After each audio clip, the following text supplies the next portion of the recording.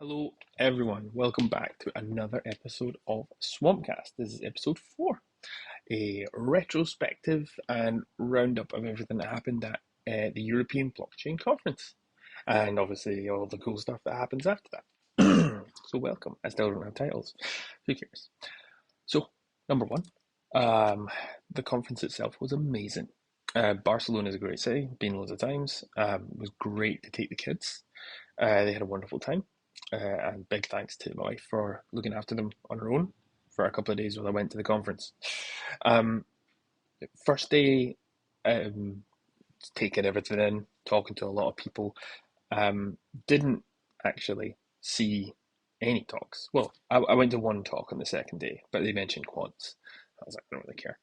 Um, so I left. So yeah, didn't take in any of the talks, which I don't think is the point of conferences anyway. I was there to talk to people, not have people talk at me. So who do we speak to? So let's start at the top with like the stuff that was really cool. Um, First one, which you'll hopefully be seeing in the next week or so, some more about it, is Expand Network. So expand.network, go check them out. They provide a kind of one API to rule them all, which covers 15 blockchains, including Ethereum, Algorand, Near, AVAX, etc., all those EVM and non-EVM chains. The EVM ones obviously have a little bit more features, and they also cover DEXs, lending, borrowing on certain networks. So they're just coming up. Looks great, works really well. Managed to get it integrated at the conference. Like I was there, typing away, got it working. Um, so what we'll be able to do is to bring um, native tokens from all of those networks into Algocare. So how we're going to do that in the beginning, because you're thinking, well, how do I put in my Ethereum address? There's nowhere on Algocare to do that. Well, we're not going to go build a new UI for it right now, as it's part of a kind of POC type thing, and we see how it goes. We're going to take advantage of NFT. NFTs have a section within the metadata to add other crypto addresses, and they're specific to Ethereum and to others, and you can put them in, and then we can read them. So we're going to make use of that. So for right now, in the first implementation of this, if you log in, either through the wallet or you just search, like for instance mine, if you put in exile.algo, it comes up, it will come up, not right now, it will come up with all my Algorand stuff as normal, but it'll also give you my Ethereum balance as well, which we'll be getting from there and then aggregating that into our normal stuff. So I think that'd be really, really cool as like a starting point for this kind of cross-chain world that we're entering. Um, just a little bit more functionality, some more cool stuff, and hey, it's all market. Um, we can say that we now support, in a limited way, these other 15 networks. So talking of other networks, we had a discussion with 3 other layer ones. As you know, we're looking for another layer 1 to integrate into Allocare. So not to replace anything, but integrate with. So we talked to XDC. No, XDC, is that it? XRP, sorry. XDC is something different. XRP. So they're very much, they were fans of Algorand as well, they said. And very much uh, trading payment-y type thing. So low fees, fast finality, great stuff. Um, so we got an initial chat with them just at the booth.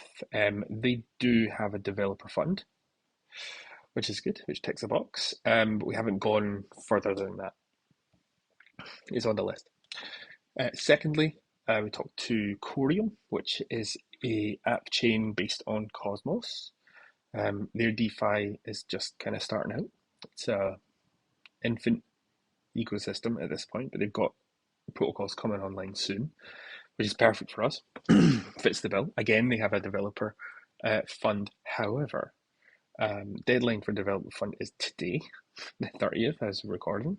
And they require open source. So I'd have to turn the UI, probably, the UI branch, the front end branch, front end repo, into public. which I don't really want to just do it because I haven't been through it to double check things. So who knows? We will certainly apply to Corium because I think we could bring a lot of cool stuff to their ecosystem because they won't have a tracker. Want to get in there first. And the last one that we spoke to, which is probably the most exciting one, was Aleph Zero. So Aleph Zero is a new layer one coming up with like a kind of unique consensus method. Don't ask me. Like under a second finality. And they're really pushing bring on developers. So they have a big development fund. Talking with people and they were like, how much do you need? Wasn't expecting that. So we've made an application to their grant application fund. Their grant. We've made a grant application to Aleph Zero Foundation, put it that way, which would involve bringing Aleph Zero to Algogator. So I'm happy to tell you the specifics of what we've asked for, as we're always transparent. So we've asked for a total 75k, which will bring us an initial milestone of 35 to bring the integration, which will involve a lot of setting up to like new account systems. You need to have an account so we're not having to use NFTs. So you can add in your Aleph Zero account, or you can come the other way. You can go from Aleph Zero to Algorand. We need to cover both. So 35k for that initial for 3 to 4 months, and then after that, 10k every quarter for a year. After that point, for maintenance, add new protocols, etc., etc., etc. So 75k over 1.25 years. I think for what they would get out of it, I think that's a pretty fair price. So we will see. That was what I'm most confident about. So we'll see if we manage to secure that with those milestones, then I can finally quit my job and do this full time. That was really cool. Sorry. We had some other discussions. Met up with Wolf from AlgoHub, who are bringing doing some work in the Build-A-Bull with our good pal Arthur. So I was telling him how great Arthur was, so no pressure, buddy. Met up with Tim from Sweat Economy. So it's like a sweat coin, which people earn coins through activity, fitness, and all that. I don't think much will come out of that. Their stuff is on Near. So if we implement Near, we'll implement that just as a thing. But no, nothing special. With the AlgoHub stuff that I talked to Wolf about, obviously we just said, hey, love the idea. There needs to be some crowdfunding stuff. If you haven't seen it, they'll be coming out with some stuff soon, but it's like essentially crowdfunding, but not like in that kind of weird Kickstarter way, but in like a much more friendly way. So, as I said, we were there. We could help with whatever if they need us at all, whether it's just feedback or learnings or code or whatever, as long as it's not money because we don't have any. So yeah, that was really cool. So I met up with them. Did get a chance to catch up with John Allen Woods. Hey, I chat with John on day one. Just met at the top of the stairs as he was coming in. I saw him when I was outside. I saw him coming in with his two pals beside him. He had the dark sunglasses and it looked like it was some kind of VIP coming in. So we were having a good chat about Algorand, other chains, our kids. It was good. It was really nice. Invited for drinks, but couldn't make it because I had to go back to put my own kids to bed and such, and I was absolutely knackered. So that was all those kind of things. What else did we do? I think that was the kind of biggest points. Oh, we did talk to Ad3. So Ad3 are a kind of white label DApp staking, kind of white label for everything Web3. Put it that way, I think would be a good way to put it. I'm not sure what's going to happen with that, but could be something nice to bring, staking for other chains so that we don't have to do the work. Because obviously with Algorand, we have staking contracts ready to go, just haven't deployed them because we haven't released our token yet. We've got that in the back pocket. So staking for some other platforms, maybe that's in the future. Who knows? We just be careful about it. Only do very specific things. I learned a lot in my day job about making conscious decisions and not just kind of going with the flow, which I like. But anyway, so that was EBC. Unfortunately, me and Garrett didn't actually get to meet in person. You couldn't write it. He got COVID halfway through because we were both busy. You know, he was seeing the sights. I was with my kids going to the zoo and stuff. So we thought, well, we'll meet at the conference and we'll hang out for those days. He got COVID the night before, or he found out he had COVID the night before. So and he was like, he was bedridden. Anyway, even if it wasn't COVID, he was bedridden. So we didn't actually get to meet, which is insane. But hey, there'll be other opportunities, I'm sure. I did actually just get, you know, the chat today on LinkedIn from someone that says there's a conference, there's a Web3 conference over in Thailand, in his neck of the woods. So hey, maybe that's something we could look at for December. Talking of other conferences, Web Summit is next month. Haven't decided if we're actually going to go. We have tickets, we're booked in, we have a stand, blah blah blah, all through their kind of startup thing.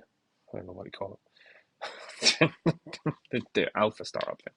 I know that Bilal and the Fame app are going to be there under the same alpha track, but I still haven't decided. Everything I've had from Web Summit related to it through LinkedIn or through messages on the app and stuff like that is basically people just trying to sell me stuff. So I'm like, I don't know. We'll see. Also, the flights are awful. Flights are terrible for getting to Lisbon from where I am. And just in terms of, they're not like long, but they're like, you know, a Monday and a Friday, or like a Wednesday and a Saturday. And I'm like, these just don't work. We'll see. Probably a good chance we do go. I'm kind of 50-50. I mean, it's paid for, it's all done. So I haven't booked the flights or a hotel yet, so that's not done. So still something to do.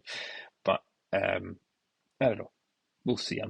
I think I got a lot out of EBC because it was blockchain specific. Web Summit is very much all encompassing the internet in general and everything connected to it. And it's very AI focused this year. So I'm not sure if we'd get as much out of it. I'm going to do a proper dig down into who's going. I know that more people will be going than EBC, but I don't know. We'll see. So that's that. Current work, as I've put out, remember the Trello board is live. You can go and access that. There's a link on the Discord. I'll probably put something up on Twitter just so you've got it. If you want to see what we've got planned in for the next bit. We don't do roadmaps because we would change them. But you can keep track of what we're currently working on right now on the Trello board. So that's public. You can have a look at that. And any questions you have on it or any requests, you can obviously hit us up on Discord, on Twitter, you can email me. We're available at all times, you know that. You can put comments into this video. Hey, another way. So yeah, we've got plenty stuff coming up. Main things right now, we have two big points, which is the UI update, just to make everything full screen, get rid of that sidebars, make everything a little bit more compact, so we don't have like 30 different pages. You know, we have like 6 or 7, and all your information is nice and easy to find, because we did get a bit sprawling at the moment. So we're working on that, and that'll also come into what we're doing with Premium. I haven't actually said this, so this is here's the news. Premium will become a bigger part of Algogator. We're moving to much more of a paywall. It's just a horrible way of saying it, but it's more of a paywall. So for free, your main dashboard, which we're upgrading just now, which will have your net worth, your DeFi, your charts, your assets. I'm going to add in some stuff like your latest NFTs, your latest NFTs that you've received, top opportunities for you, and some other bits and bobs that are like slight personalization, but that'll be the dashboard, and that's it. The only other things you would get access to for free would be buy a membership. The membership hub. Other than that, everything else will be behind the premium paywall. So that's stuff like going to have a look at specifics of DeFi. So we've upgraded that so that DeFi Home is now a number of tables, um, which will show. So for lending and borrowing, you'll get Folks Finance and X backed in one. For staking, you'll see stuff for this camera. You'll see stuff for um, Humble and for Pact and for Tiny Man, like all in one table, different rows. We've standardized the returns from the back end, which is something we really needed to do. So that was nice. We'll be doing the same with assets. So we're going to have a new assets homepage. So you'll be able to see your assets like ASAs, your NFTs, your POAPs, your NFTs, all in like one thing, one nice page with the card views or the list views or the table views. We're hoping to offer you the ability to switch between those.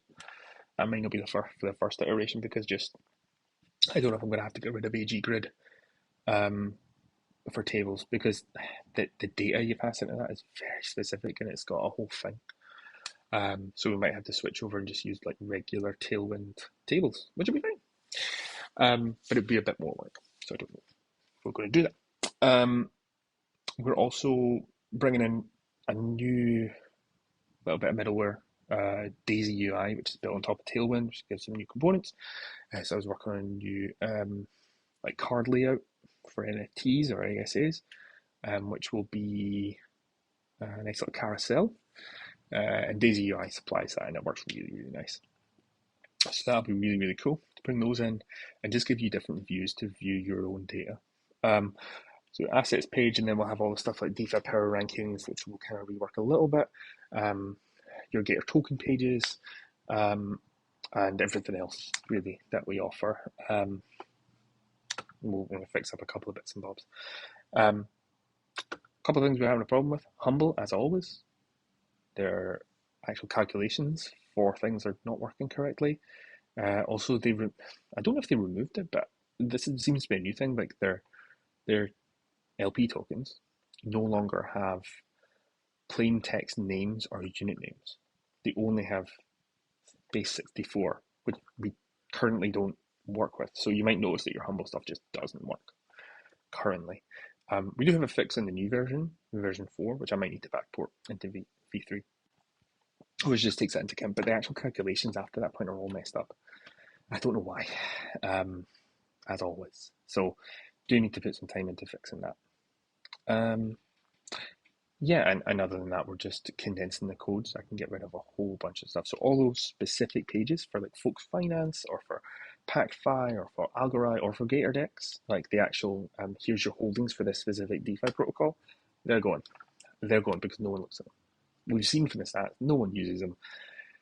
You just want the DeFi home, like here's all the stuff.